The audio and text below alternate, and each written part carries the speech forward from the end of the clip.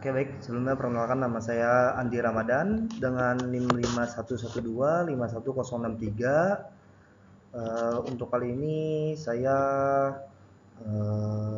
coba untuk mempresentasikan makalah untuk mata kuliah pendidikan karakter yang berjudul dampak cyberbullying di sosial media. Latar belakangnya itu perkembangan teknologi dan media sosial membawa dampak positif dan negatif. Poin 2, salah satu dampak negatif yaitu cyberbullying termasuk penyalahgunaan AI atau deepfake. Kasus meningkat di Indonesia menimbulkan trauma psikologis hingga risiko nyawa. Poin pada 4 yaitu contoh kasus Chico, atas nama Chico, penyebaran konten editan AI, dan Timothy, perundungan pasca meninggal. Masalah utamanya yaitu pendidikan karakter dan kesadaran moral digital masih lemah. Lalu solusinya itu butuh pendekatan teori perkembangan moral untuk membentuk rasa bertanggung jawab. Tujuan penelitian pada makalah ini yaitu yang pertama menguraikan contoh kasus cyberbullying yang terjadi di lingkungan sekolah secara jelas dan menyeluruh. Lalu yang kedua menganalisis kasus tersebut menggunakan teori perkembangan karakter dan moral dari tokoh pendidikan. Lalu yang ketiga itu merumuskan solusi dan strategi penguatan karakter guna mencegah terulangnya perundungan berbasis digital. Lalu menyampaikan refleksi pribadi dan rekomendasi yang dapat diterapkan oleh sekolah, guru, siswa, serta pihak terkait. Lalu rumusan masalahnya itu beberapa permasalahan utama dalam pembahasan ini adalah pertama, bagaimana gambaran kasus cyberbullying yang terjadi melalui penyalahgunaan teknologi AI di lingkungan sekolah. Lalu yang kedua itu mengapa tindakan tersebut dapat terjadi jika ditinjau dari teori perkembangan moral Lawrence Kohlberg. Lalu yang ketiga itu upaya apa saja yang dapat dilakukan untuk mencegah dan mengatasi adanya cyberbullying di lingkungan pendidikan.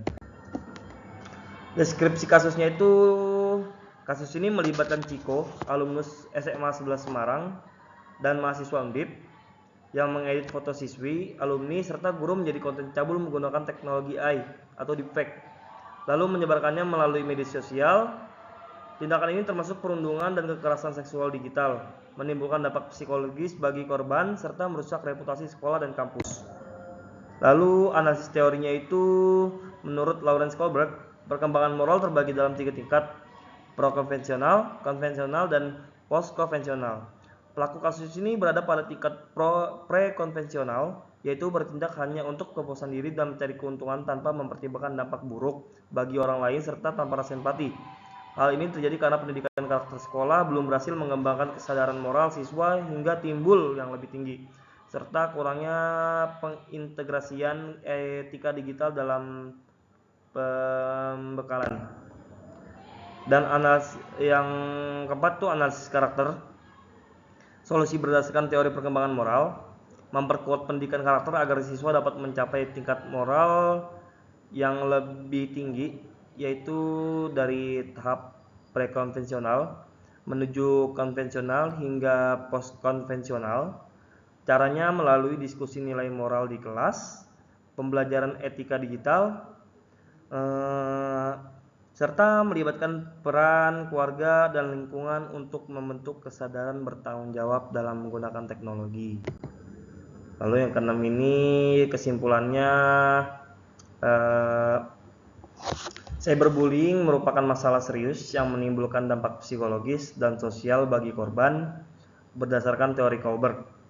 Pelaku bertindak atas dasar kepentingan pribadi tanpa empati akibat lemahnya pendidikan karakter di lingkungan pendidikan. Oleh karena itu, penguatan nilai moral, etika digital, serta kerjasama sekolah, keluarga, dan masyarakat menjadi kunci utama untuk mencegah penyalahgunaan teknologi di ruang maya.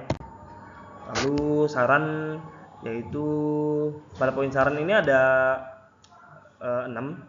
Yang pertama itu saran dari sekolah, masukkan etika digital dalam kurikulum, edukasi resiko AI, sediakan jalur pengaduan yang aman.